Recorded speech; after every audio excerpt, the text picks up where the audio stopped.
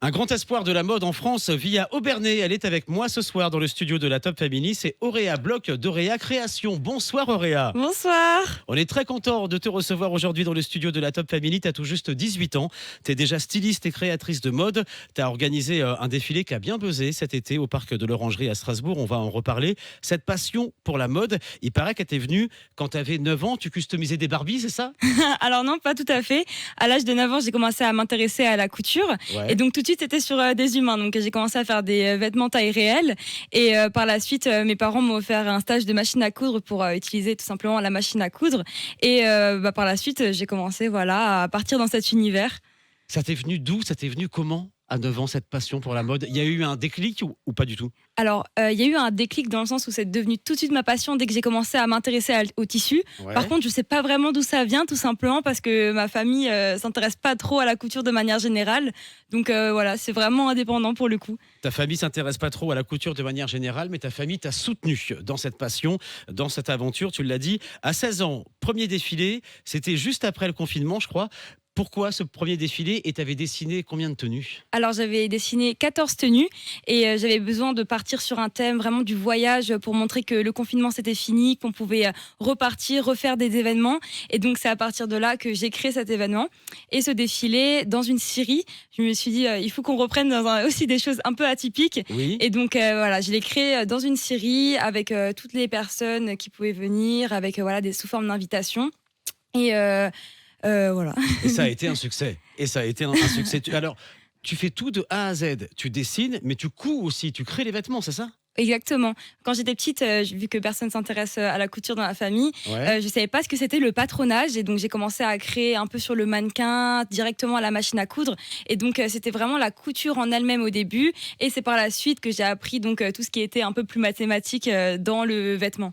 En 2 mots, le patronage, c'est quoi? Je sais pas non plus. Alors c'est poser sur le papier la forme de la création pour pouvoir la créer un peu plus droite et plus géométrique.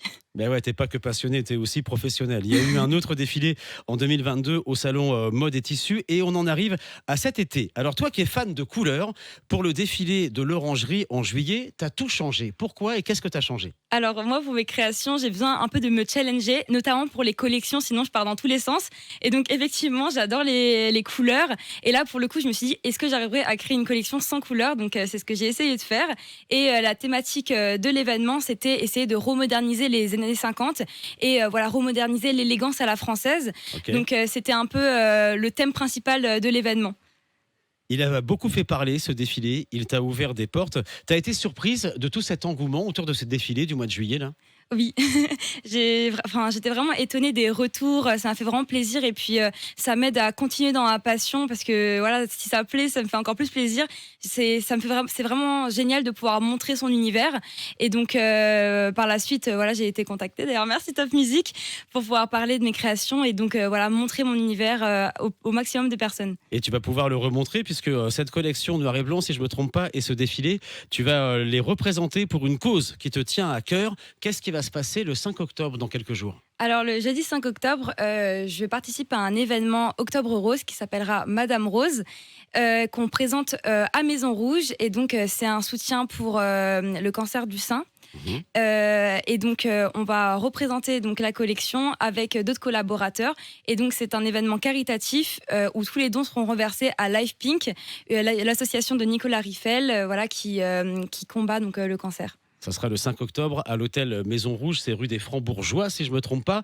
Il y a une autre cause à laquelle tu es sensible, c'est l'écologie. On sait que la mode, parfois, fait un peu de mal à l'écosystème.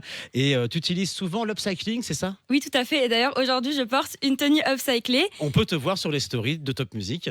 Voilà, exactement. Et donc là, tout simplement, c'est un blazer que donc j'ai remodernisé et qui a été porté donc lors de l'événement 2021, donc le 3e défilé que j'ai créé.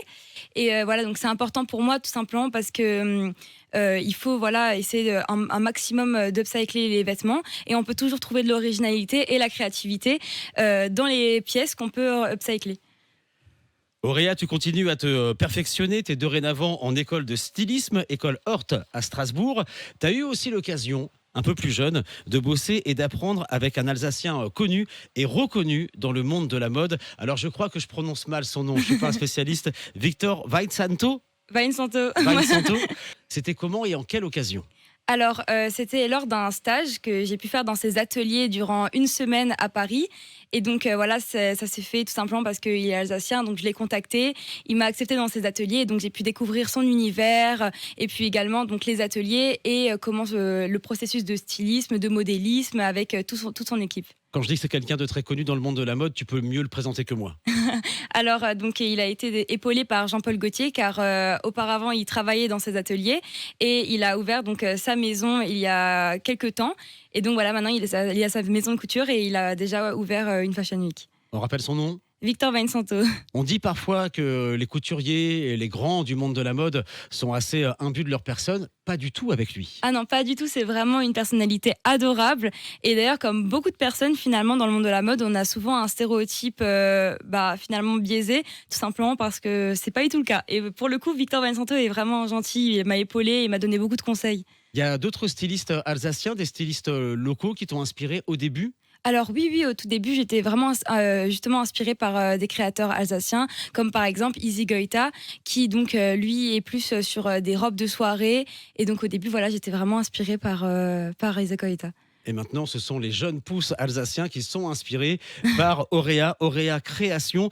Tu as appris des grands stylistes et ils veillent sur toi. Ta famille également veille sur toi, puisque Auréa Création, c'est aussi une histoire familiale. Oui, tout à fait. Bah, déjà, j'ai ma maman qui m'accompagne sur tous mes projets. Donc, c'est ma manager, quoi. Donc, elle gère vraiment tout. Elle m'épaule au quotidien. Et j'ai aussi ma sœur qui me fait office d'égérie, qui porte toutes mes tenues pour toutes les collections et pour tous les shootings que je fais. Tu as seulement 18 ans, Auréa, tu as déjà toute cette expérience, toute cette crédibilité, cette notoriété. En fin de compte, ce sera quoi le but final? Tu souhaites en vivre? Alors oui, j'aimerais vraiment en vivre et l'objectif final, c'est de devenir styliste. J'aimerais par la suite créer ma maison de couture et donc pour l'instant, j'essaye d'apprendre, essayer de rentrer dans des stages. Voilà, il faut absolument que j'acquière l'expérience, mais par la suite, j'aimerais vraiment devenir styliste. Couture, prêt-à-porter, haute couture? Pour l'instant, je ne sais pas encore vraiment me définir, mais plutôt vers la haute couture. Déjà en vivre, forcément. Comment on te suit sur les réseaux et qu'est-ce que tu mets? Alors, j'ai un compte Instagram, donc sous le nom de Auréa-du-bas Création. Et donc, je montre au quotidien donc, les pièces que je crée, les événements. Et donc, forcément, donc, le prochain qui arrive aussi, l'événement caritatif, où on communiquera dessus. Il y aura la billetterie en ligne. Voilà.